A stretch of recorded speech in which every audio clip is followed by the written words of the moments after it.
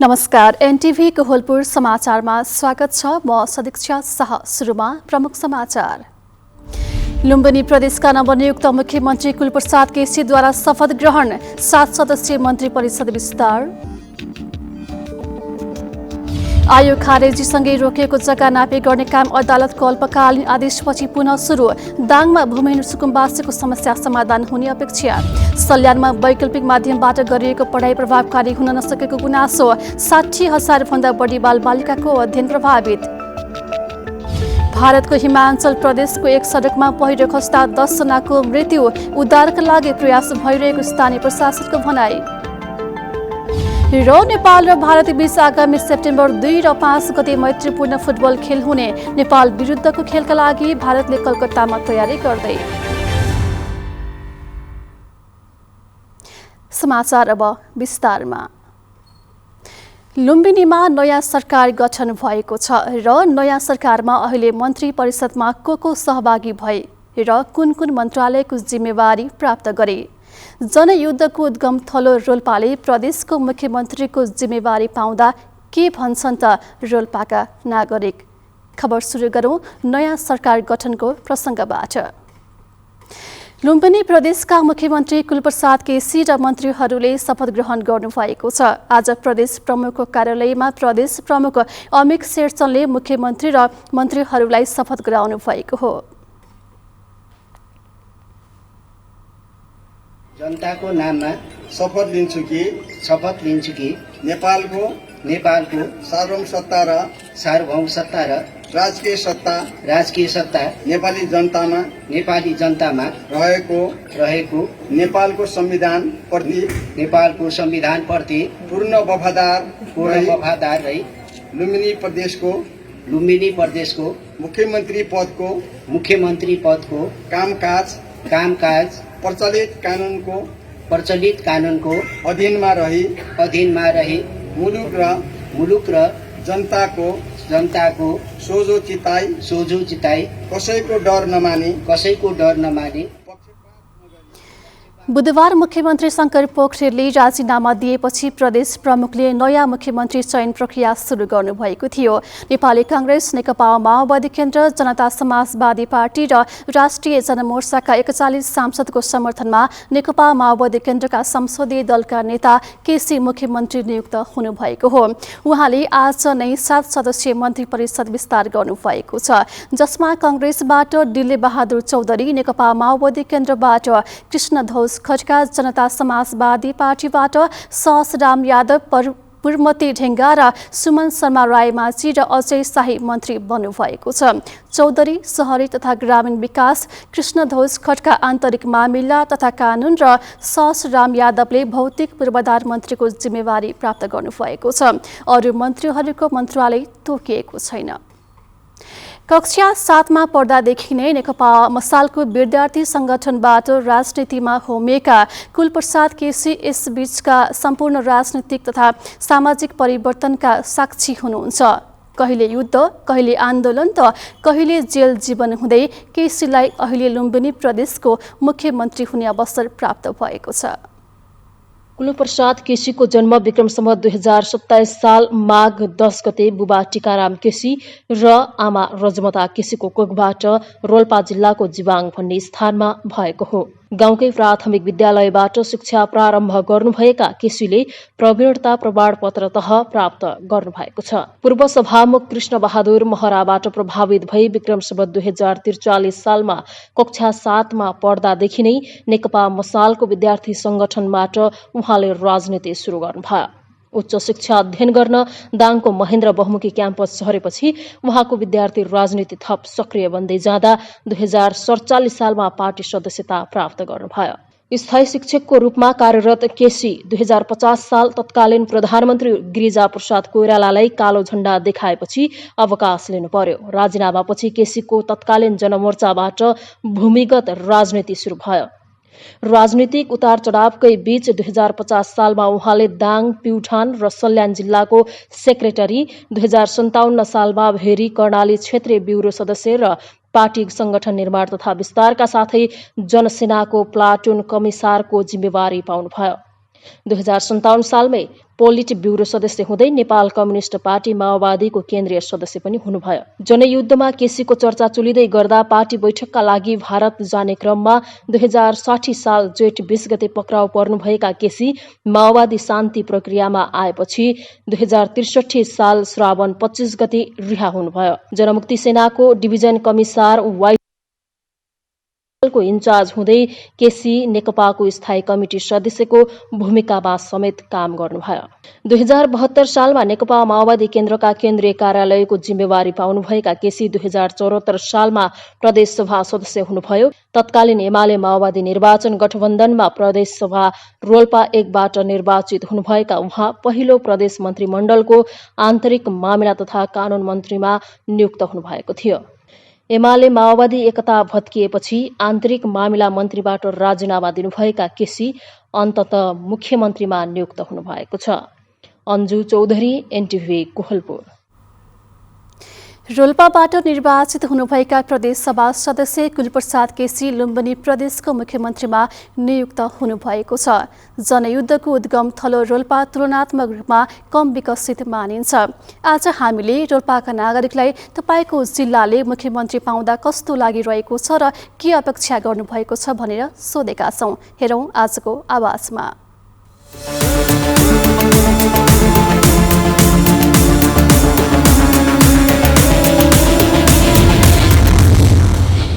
चाहिँ अब आज मुख्यमन्त्री त्यसको लागि म धेरै खुसी छु र म उहाँलाई हार्दिक बधाई गर्छु र उहाँले चाहिँ हुन त उहाँ प्रदेशको मुख्यमन्त्री हो, तैपनि उहाँ जिल्लाको आफ्नो इलाकाको विशेष गरेर अलिक थप काम गर्नुपर्ने हुन्छ।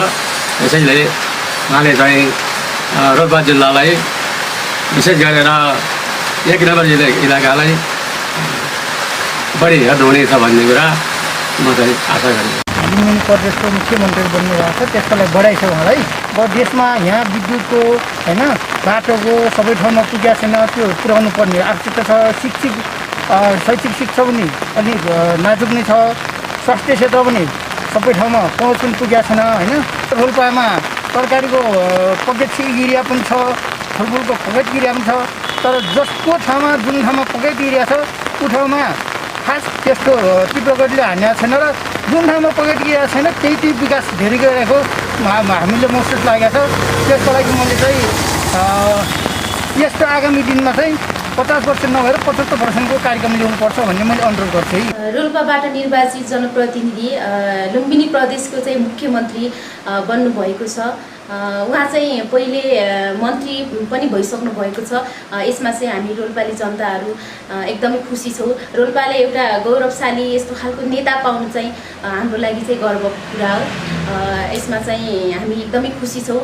आशा छ उहाँले चाहिँ पहिले चुनावको बेलामा गरेका जनताहरूसँग गरेका बाचाहरू अब पुरा गर्नुहुनेछ, पुरा गर्दै जानुहुनेछ। उहाँलाई हाम्रो शुभकामना, शुभ भावना छ, किनभने हाम्रो यहाँ जिल्लावासी हाम्रो नेता हुनुहुन्छ र मात्रै नभएर एउटा मन्त्री बनेर भोलिको यो जिल्लाको पनि भोलि सामाजिक होइन, आर्थिक, सामाजिक होइन, शैक्षिक होइन, धार्मिक यी सम्पूर्ण किसानहरूको सबैको एउटा चाहिँ लाई समेटेर सबैलाई चाहिँ एउटा समेट्ने किसिमको एउटा कार्यक्रमहरू पनि सञ्चालन गर्नुहुनेछ भन्ने हाम्रो आशा पनि छ। लुम्बिनी प्रदेशको नेतृत्व तहमा चाहिँ रोल्पाको नेता पुग्नु भएको छ।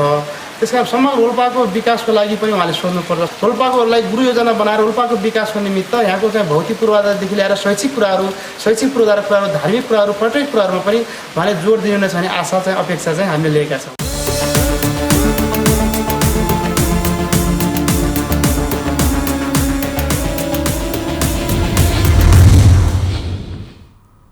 नेपालमा पछिल्लो 24 घण्टामा 3,260 जनामा कोरोना भाइरस संक्रमण पुष्टि भएको छ।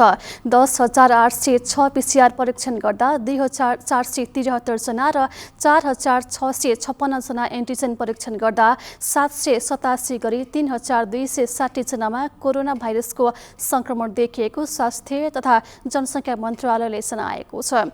यस्तै पछिल्लो 24 घण्टामा कोरोना संक्रमणबाट 32 जनाको मृत्यु भएको छ भने 2,294 जना निको भएका छन्। आज थपिएका सँगै नेपालमा कोरोना संक्रमितको कुल संख्या 7,25,769 पुगेको छ। मन्त्रालयका अनुसार हाल देशभर सक्रिय संक्रमितको संख्या 38,180 जना रहेका छन्। समाचारको क्रम जारी नै छ। अहिलेलाई एकैछिनको विश्राम।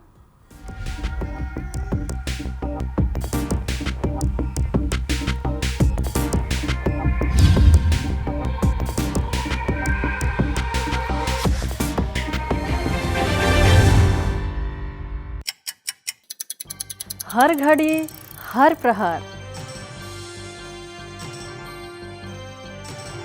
प्रत्येक गाउँ प्रत्येक सहर, के निकट के विकट, हरेक स्थितिमा हरेक परिस्थितिमा नीति विधि र प्रतिनिधिका कुरा, प्रकृति संस्कृति र प्रविधिका कुरा,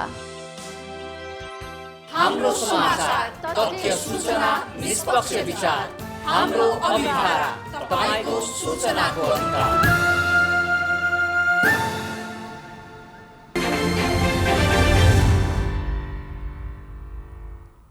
विश्रामपछि समाचारमा पुनः स्वागत छ। अब बाँकी समाचार।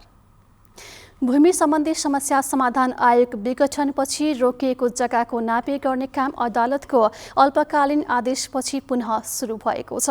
दाङ जिल्लामा स्थानीय सरकारले भूमिहीन सुकुम्बासी र अव्यवस्थित बसोबास गरेको क्षेत्रको नापे लिन सुरु गरेको हो। लमै नगरपालिका वडा नम्बर 9 अमिलिया निवासी ठाकुर प्रसाद कुमालको वर्षौंअघिदेखि बस्दै आएको जग्गाको लालफुर्चा छैन। 1 कट्ठा 10 तोर जग्गामा घरबास छ। भूमि सम्बन्धी समस्या समाधान आयोगले काम गर्दै गर्दा विघटन भएपछि ठाकुर जस्ता धेरैको जग्गा नाप नक्सा गर्ने काम रोकिएको थियो। अदालतको अल्पकालीन आदेशपछि जग्गाको नापी गर्ने काम सुरु भएको हो। अब जग्गाको पूर्जा पाइन्छ कि भनेर आशा पलाएको ठाकुर प्रसाद कुमारले बताउनुभयो। लालपूर्जा पनि नभएको अनि त्यही भएर म सुकुम्बासी बनेर अर्का घरमा कमैया बसेर खाइयो। सरकारले आयोग विघटन गरेपछि सुरु हुन नसकेको जग्गाको नापीको काम सर्वोच्च अदालतको अल्पकालीन आदेशपछि भने लमै नगरपालिकाले सुरु गरेको हो। साउन 22 गतेबाट नापी गर्ने सूचना प्रकाशन गरिएको थियो।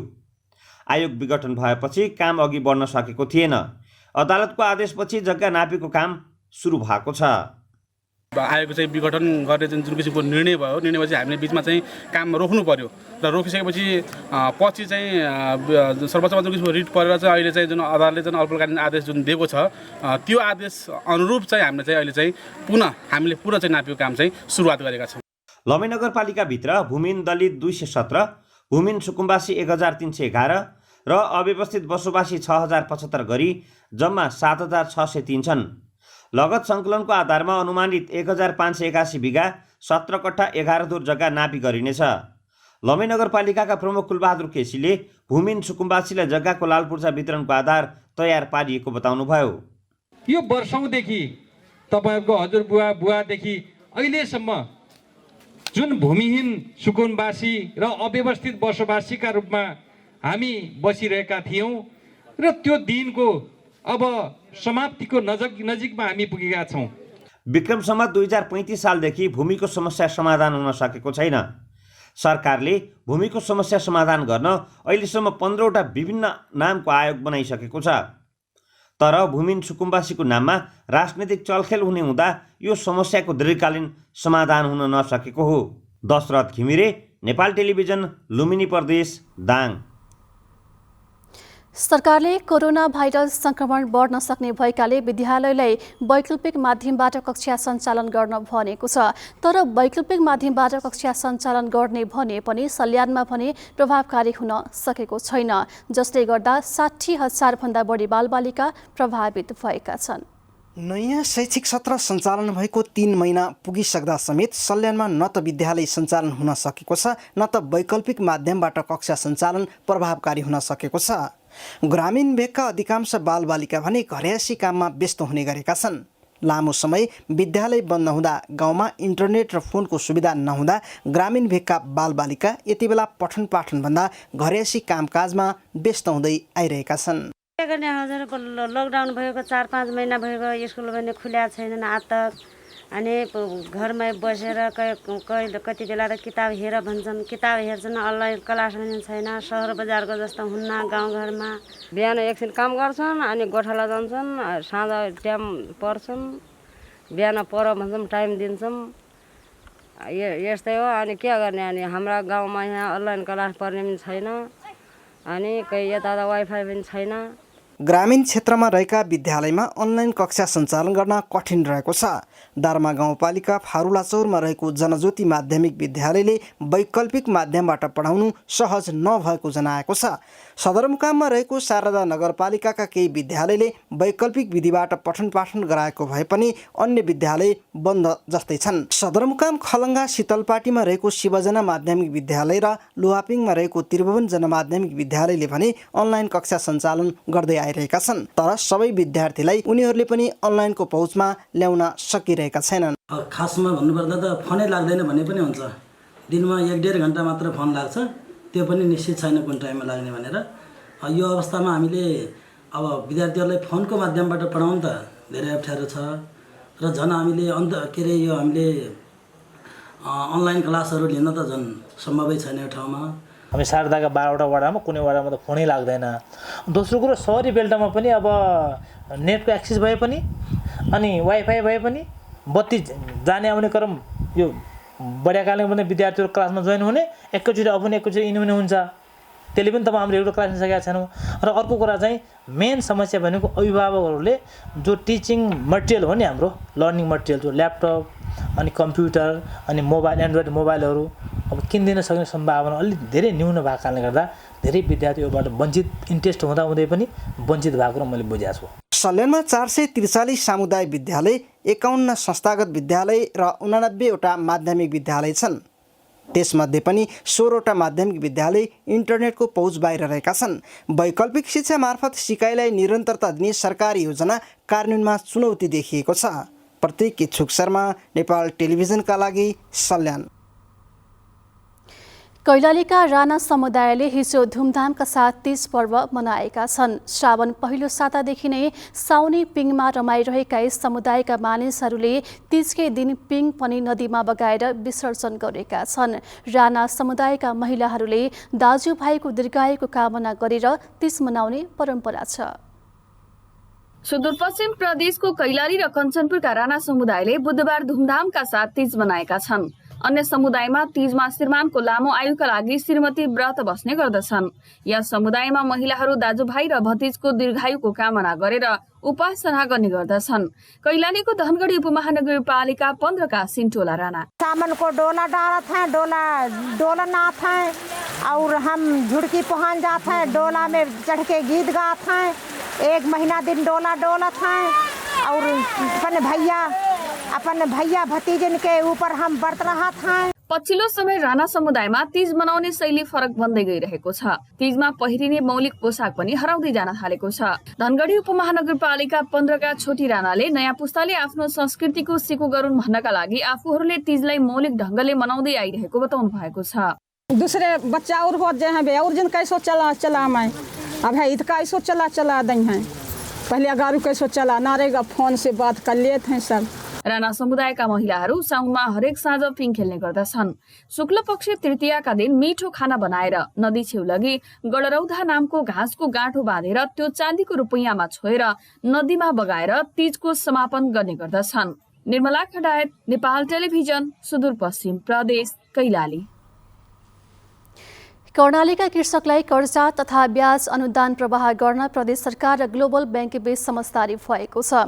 भूमि व्यवस्था, कृषि तथा सहकारी मन्त्रालय, कर्णाली प्रदेश र ग्लोबल आइएमए बैंक लिमिटेड बीच समझदारी पत्र आदान प्रदान गरिएको हो।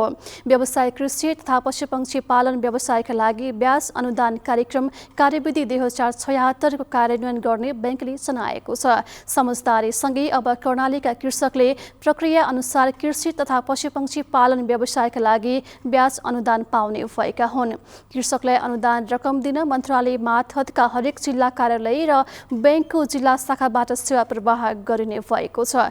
कार्यक्रम कार्यान्वयनका लागि मन्त्रालय र बैंकको प्रदेश कार्यालय स्तरीय कार्यालयबाट 2 जना प्रतिनिधि रहने गरी अनुगमन तथा समन्वय समिति समेत गठन गरिनेछ। कार्यविधि अनुसार कृषकले 1 करोड रकमसम्मको कर्जा अनुदान पाउनेछन्। बैंकले लिने 8.6% ब्याजमा प्रदेश सरकारले 7% ब्याज तिरिदिने जनाएको छ। समाचारको क्रम जारी नै छ, एकैछिनको विश्राम।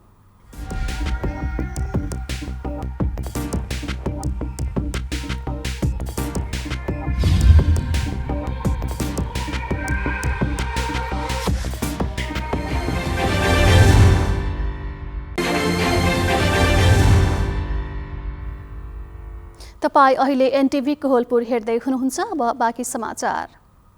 ठेकेदारको लापरवाहीका कारण रोल्पा अस्पतालको भवन निर्माणमा ढिलाइ भएको छ। 2077 असोजमै निर्माण सम्पन्न हुनुपर्ने अस्पताल भवन हालसम्म पनि सम्पन्न हुन नसक्दा 15 शय्याको रोल्पा अस्पतालले 50 शय्यामा स्तर वृद्धि गर्न समस्या भएको हो। भवन अभावका कारण पार्किङ स्थललाई समेत वार्डको रूपमा प्रयोग गर्नुपर्ने बाध्यता रहेको रोल्पा अस्पतालका मेडिकल अधिकृत डाक्टर प्रतिभा सुवेदीले बताउनु भएको छ। अहिलेकै गतिमा निर्माण भए अझै 2 वर्षसम्म पनि सम्पन्न हुने अवस्था नरहेको उहाँको भनाइ छ। कुल 29 करोड 51 लाख 22 हजार लागतमा अस्पताल भवन निर्माणको जिम्मा 2075 साल असोजमा श्री जयन्ती निर्माण कम्पनीले पाएको थियो। भवन निर्माण विभागले पनि कारबाही गर्नुको साटो पटक पटक म्याद थप्दै आएको छ। वर्षातले बाजुराका मुख्य राजमार्गसँगै स्थानीय सडक अवरोध भएपछि बिरामीलाई निकै समस्या भएको छ। 9वटै स्थानीय तहमा सडक अवरोध भएपछि बिरामीलाई उपचारका लागि बोकेर स्वास्थ्य संस्था तथा जिल्ला बाहिर लैजान निकै सकस भइरहेको स्वास्थ्य कार्यालय बाजुराले जनाएको छ। बाजुराको अमकोटमा सडक अवरोध हुँदा जिल्ला अस्पताल बाजुराबाट रिफर भएर जिल्ला बाहिर लिनुपर्ने बिरामीलाई समस्या भएको हो। पहिरोमा जोखिम मोलेर बिरामी लिनु परेको बडीमालिका नगरपालिका नगर प्रमुख पदम बडुवालले बताउनुभयो। बाजुराका उत्तरी क्षेत्रका 4 स्थानीय तह हुम्ला मुगु जोड्ने मारतर्ने कोल्टी सडक खण्डको 30 किलोमिटर वर्षातले पहिरो गएपछि गत असारदेखि बन्द रहेको छ। मुख्य राजमार्ग अवरुद्ध हुँदा पनि सडक खोल्ने कुनै सुरसार नभएको स्थानीयले गुनासो गरेका छन्। बाजुराका सहायक प्रमुख जिल्ला अधिकारी समीर भण्डारीले भने राजमार्गमा पानी कम हुने बित्तिकै खोल्न तयारी रहेको बताउनुभयो। अब अन्तर्राष्ट्रिय समाचार।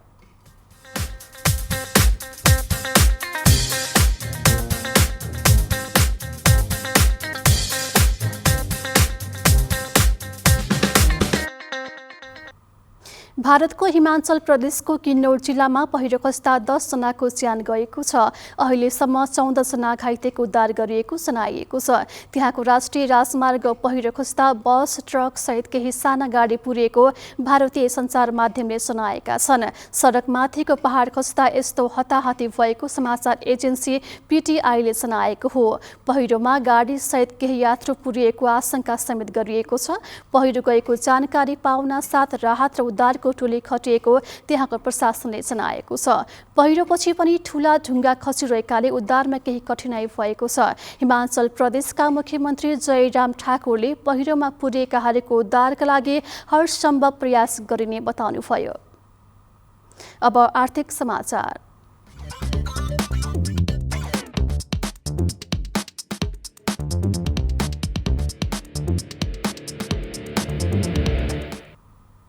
नेपाली बजारमा आज सुनको मूल्य 600 रुपैयाँले उकालो लागेको छ। हिजो प्रति तोला 88,800 रुपैयाँमा कारोबार भएको छापाबल सुन आज 600 रुपैयाँले घटेर 89,400 रुपैयाँमा कायम भएको छ। तेजाबी सुन पनि सोही दरले घटेर प्रति तोला 88,950 रुपैयाँमा कारोबार भयो। यस्तै चाँदीको मूल्य आज स्थिर रहेको छ। स्थिर रहँदै चाँदी प्रति तोला 1,190 रुपैयाँमा कारोबार भएको जनाइएको छ। अब खेलकुद समाचार।